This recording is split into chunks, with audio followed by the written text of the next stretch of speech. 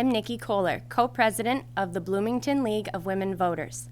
The League of Women Voters is dedicated to informing voters on issues of the day. We are a nonpartisan political organization which encourages informed and active participation in government and influences public policy through education and advocacy. The League of Women Voters never endorses any candidate or political party. On November 3rd, Bloomington voters will be voting on 2 ballot initiatives, one related to solid waste collection and one on ranked choice voting.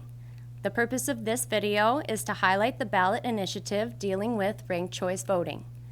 The League of Women Voters Bloomington does not have a stance on ranked choice voting. To explain how ranked choice voting works, we've invited Grace Wachlowrowitz, Director of Elections and Voter Services for the City of Minneapolis. For over 25 years, Grace has administered all facets of municipal, school district, state, and federal elections.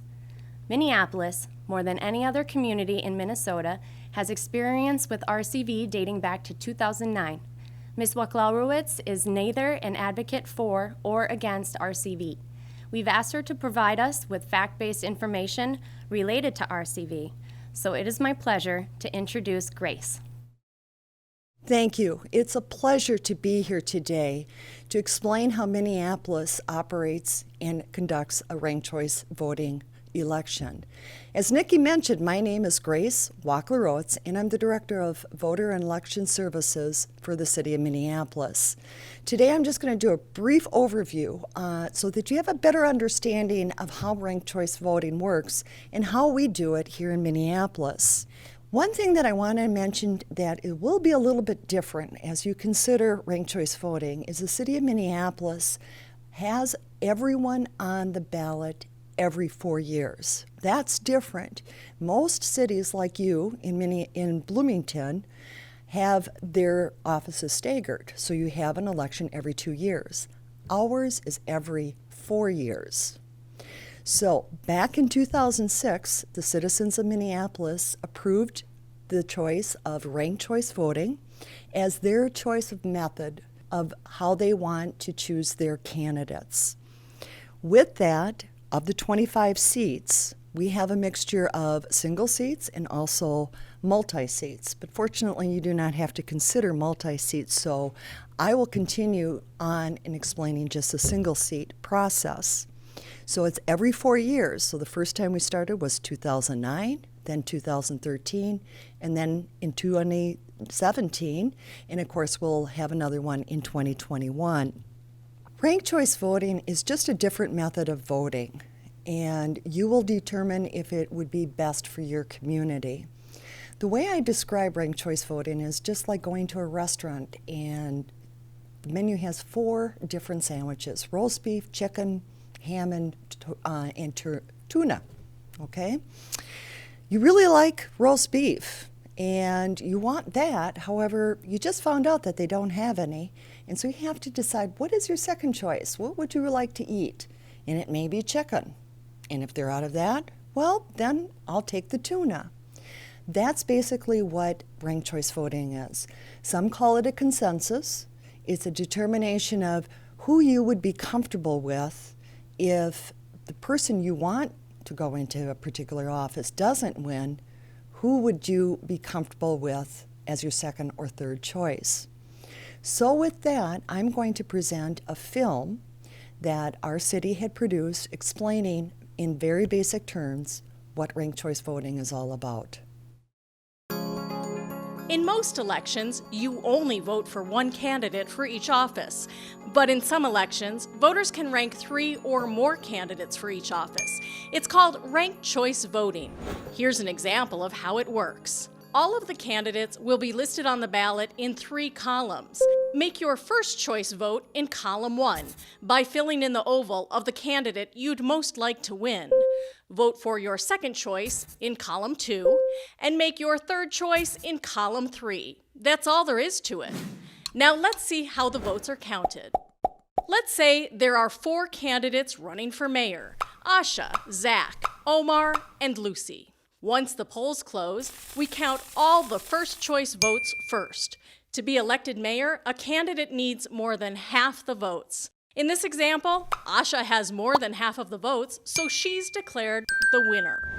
However, if no candidate gets more than half the votes, we start eliminating candidates and counting the next choices of those who voted. In this example, Zach is the candidate with the smallest number of first choice votes, so he is cut. We use the second choice votes on Zach's ballots and count those voters' second choices instead. If one of the remaining candidates now has more than half of the total votes, that candidate is declared the winner. If not, the next lowest candidate, Lucy, is eliminated. Her votes are now counted for the next choice on the ballot. Some of Lucy's votes went to Zach, who was already eliminated, so those new votes for Zach instead count for those voters' third choice candidate. We are now down to 2 candidates, and Omar clearly has more than half of the votes. That makes him the winner. That's how ranked choice voting works. For more information on ranked choice voting, visit our website. As you can see, it's pretty basic and very simple, but there are some things that you should be aware of. And one is that the state of Minnesota does not have any voting equipment or software certified to automate how to do the tabulation on the back end, what we election administrators have to do in order to determine who wins. In 2009, they developed a method called Minneapolis Method, which is basically trying to do the hand counting, and instead of doing those piles of reallocation, we do it in an Excel spreadsheet. And we move through, it's a basic calculator, cut and paste, and we transfer votes using that method. It's a lot simpler and easier, particularly as you know, we have a large city. I bring that up because we have learned a lot over the last several years. Each time we have an election, we review it for lessons learned. How can we improve it? Is there new technology? And you can see over the 3 elections that we have conducted for ranked choice voting, it's dramatically changed as far as the time that it takes. For example, in 2009, it took us 15 days to manually count and reallocate those choices to determine who the winner was. 2013, you may remember, had 35 candidates for mayor, and that was extremely long. And because of that, it was over 24 hours in which we had to process just that. With new improvements in 2017, we were down to 3.5 hours before we declared all candidates for every race. There's new technology out there. We hope to be utilizing that in our 2021. But I wanted to bring that up because that is a unique situation when you vote ranked choice voting. Lastly, I just wanted to mention that since 2009, the city has always contracted with a company that does a random survey to get a feel of how our citizens feel about ranked choice voting. In this particular slide, it shows you that they're pretty confident. They have no problems with it. They like it. And I always jokingly say that for the no, in the middle column, the 37%, that's the year we had 35 mayoral candidates, and it was a long process. And a lot of people weren't happy with that, and that's why we made improvements. Another question that we had is, how many choices did you make? And you can see by this chart, most voters ranked more than one, which is also a good sign that they get it, as well as the last one, which is how they perceive ranked choice voting. And in all 3 years, it was very positive. So with proper education, voter outreach and education, I believe that any jurisdiction who is interested in this can be successful, as well as their voters, in voting. Since we have done a lot in ranked choice voting and have learned from scratch, so to speak, we provide all our information on our website so that any jurisdiction who is interested in ranked choice voting, it's all there. It's a wealth of information.